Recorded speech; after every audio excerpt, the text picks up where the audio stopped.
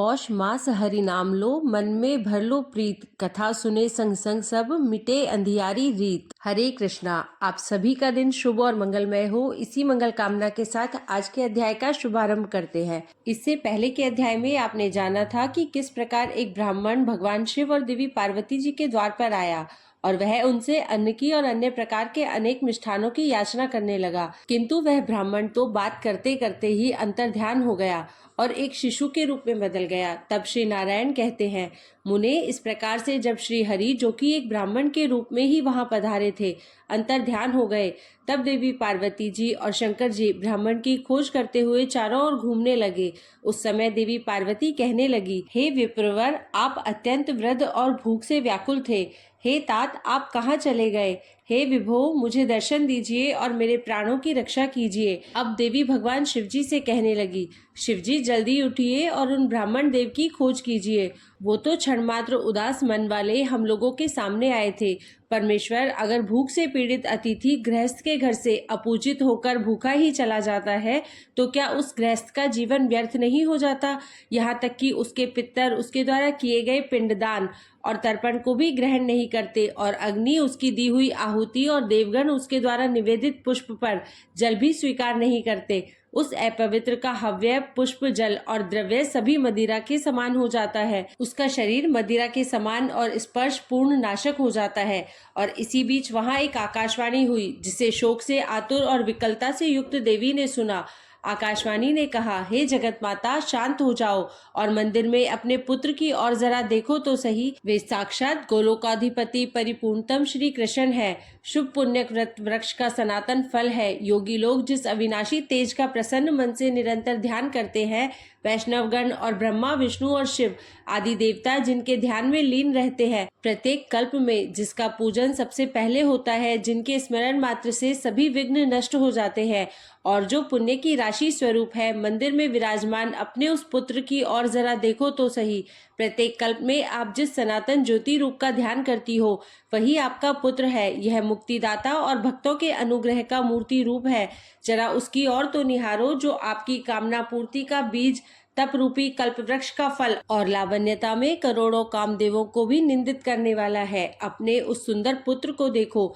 देवी, आप क्यों विलाप कर रही हो? अरे, ये कोई भूखा ब्राह्मण नहीं है, ये तो विप्र वेश में स्वयं जनार्दन है।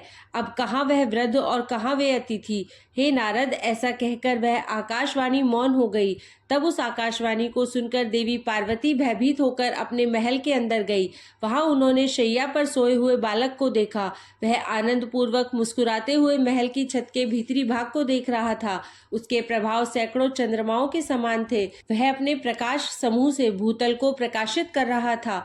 हर्ष पूर्वक स्वेच्छा अनुसार इधर उधर देखते हुए शैया पर उछल कूद कर रहा था और स्तनपान की इच्छा से रोते हुए उमा ऐसा शब्द कह रहा था।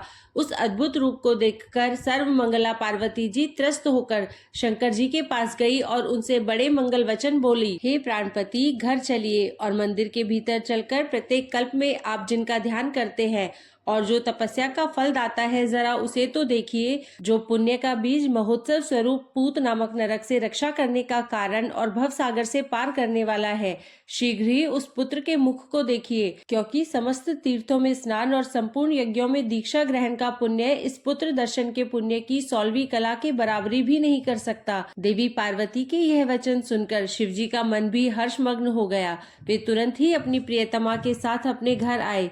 वहां उन्होंने शैया पर अपने पुत्र को देखा। उसके कांति तपाए हुए स्वर्ण के समान उद्दीप्त थी। फिर भी सोचने लगे कि मेरे हृदय में जो अत्यंत मनोहर रूप विद्यमान था, ये तो वही है। फिर देवी पार्वती जी ने उस पुत्र को शैया पर से उठा लिया और उसे हृदय से लगाकर वे उसका चुंबन करने लगी। उस समय वे आनंद सागर में निमग्न होकर ऐसा करने लगी कि बेटा जैसे दरिद्र का मन सहसा उत्तम धन पाकर संतुष्ट हो जाता है, उसी तरह तुझ सनातन अमूल्य रत्न की प्राप्ति से मेरा तो मनोरथ ही पूर्ण हो गया। जैसे त्रिकाल से प्रवासी हुए प्रीतम के घर लौटने पर स्त्री का मन पूर्ण मगन हो जाता है, वे प्रसन्न हो जाती है, वही दशा इस समय मेरे मन की भी हो रही है। वत्स, जैसे एक पुत्र वाली माता चिरकाल से बाहर गए हुए अपने इकलौते पुत्र को आया देखकर बड़ी संतुष्ट हो जाती है, अर्थात प्रसन्न हो जाती है, वैसे ही इस समय मैं भी संतुष्ट हो रही हूँ। जैसे मनुष्य चिरकाल से नष्ट हुए उत्तम रत्न को और अनावृष्टि के समय उत्तम वृष्टि अर्थात वर्षा को पाकर हर्ष से फूल उठता है, उसी प्रकार तुझ पुत्र को पाकर मैं भी हर्ष गदगद हो रही हूँ। लंबे समय से व्रत उपवास करने वाले भूखे मनुष्य का मन जैसे सामने उत्तम अन्न को देखकर प्रसन्न हो जाता है, उसी तरह मेरा मन भी हर्षित हो रहा है। ऐसा कहकर पार्वती जी ने अपने बालक को गोद में लेकर प्रेम के साथ उसे स्तनपान कराया। उस समय उनका मन परमानंद में निमग्न हो रहा था। फिर भगवान शंकर ने भी प्रसन्न मन से उस बालक को अपनी गोद में उठा लिया। श्री नारायण जी कहते हैं, नारद फिर उन दोनों पति पत्नी अर्थात शिवजी और पार्वती जी ने बाहर जाकर पुत्र की मंगल कामना से बड़े हर्ष से ब्राह्मणों को तरह तरह के रत्न दान किए, भिक्षुओं और बंदियों को तरह तरह की वस्तुएं बांटी। उस अवसर पर शंकर जी ने अनेक प्रकार के बाजे बजवाए। हिमालय ने ब्राह्मणों को 1,00,000 रतन, 1,000 श्रेष्ठ हाथी, 3,00,000 घोड़े और श्रेष्ठ मणियां आदि दान दी।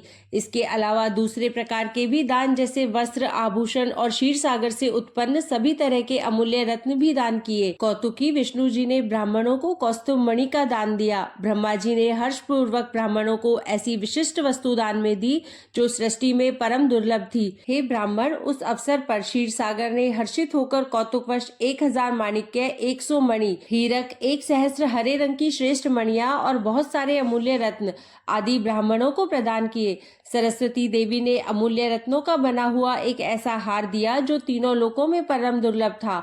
मुने शिव पुत्र के जन्मोत्सव में उपस्थित सभी लोगों ने इस प्रकार ब्राह्मणों को दान देकर उसके बाद उस शिशु का दर्शन किया। उस समय वे सब परमानंद में निमग्न थे। मुने उस दान में ब्राह्मणों और बंदियों को इतना धन मिला था कि वे दान में मिली वस्तुओं को उठाने तक में असमर्थ थे, इसलिए बोध से घबराकर मार्ग में रुक रुक कर चलते थे। वह सभी विश्राम करने के बाद पूर्व काल के दाताओं की कथा कहते थे, जिसे वृद्ध और युवा भिक्षुक प्रेम पूर्वक सुना करते थे। नारद उस अवसर पर श्री विष्णु ने आनंद मग्न होकर दुंदुभी का शब्द कराया, फिर गीत गवाए, नाच करवाए, वेदों और पुराणों के पाठ करवाए, फिर मुनिवरों को बुलवाकर हर्ष पूर्वक उनका पूजन किया, मांगलिक कार्य करवाए और उनसे आशीर्वाद दिलवाया। देवी तथा देवगणों के साथ वे स्वयं भी उस बालक को शुभ आशीर्वाद देने लगे। श्री विष्णु ने, श्री ब्रह्मा जी ने, धर्म ने, महादेव जी ने, लक्ष्मी जी ने, सरस्वती जी ने, सावित्री जी ने, हिमालय ने और मेनका आदि ने उस शिशु को भरपूर आशीर्वाद दिया। फिर समागत सभी ऋषि मुनियों और सिद्धों ने आशीर्वाद दिया। ब्राह्मणों और बंधियों ने सभी प्रकार की मंगल कामना की। वत्स नारद, इस प्रकार मैंने गणेश जी का जन्म वृतांत, जो संपूर्ण मंगलों का मंगल करने वाला और समस्त विघ्नों का विनाशक है, पूर्णतः तुमसे वर्णन कर दिया। जो मनुष्य अत्यंत समाहित होकर इस सुमंगल अध्याय को सुनता है या पढ़ता है, वह संपूर्ण मंगलों से युक्त होकर मंगलों का आवास स्थान हो जाता है। इसके श्रवण से पुत्रहीन को पुत्र, निर्धन को धन, कृपाण को निरंतर धन प्रदान करने की शक्ति, पत्नीहीन को पत्नी, प्रजागामी को प्रजा और रोगी को आरोग्य प्राप्त होता है। दुर्भाग्यप्रद स्त्री को सौभाग्य, भ्रष्ट हुआ पुत्र, नष्ट हुआ धन और प्रवासी पति मिल जाता है और शोकग्रस्त को सदा आनंद की प्राप्ति हो जाती है, इसमें कोई संदेह नहीं है। मुने, गणेशाख्यान के श्रवण से मनुष्य को जिस पुण्य की प्राप्ति होती है, वह फल निश्चय ही इस अध्याय के श्रवण से मिल जाता है। वह मंगला अध्याय जिसके घर में विद्यमान रहता है, वह सदा मंगल युक्त रहता है, इसमें तनिक भी संशय नहीं। यात्रा काल में अथवा पुण्य अवसर पर जो मनुष्य एकाग्र मन से इसका श्रवण करता है, श्री गणेश की कृपा से अपने सभी मनोरथों को प्राप्त कर लेता है। आज का अध्याय यहीं पर समाप्त हुआ। अगले अध्याय में आप जानेंगे कि बालक गणेश को देखने के लिए शनिदेव भी आए थे, लेकिन शनिदेव को वहां पर कुछ भी दिखाई नहीं दिया। ऐसा क्यों हुआ, ये जानने के लिए कृपया आप अगले अध्याय का इंतजार जरूर कीजिएगा। प्रथम पूज्य गणेश की जय। अगर वीडियो पसंद आई हो तो चैनल को सब्सक्राइब करें और वीडियो को लाइक करें। धन्यवाद।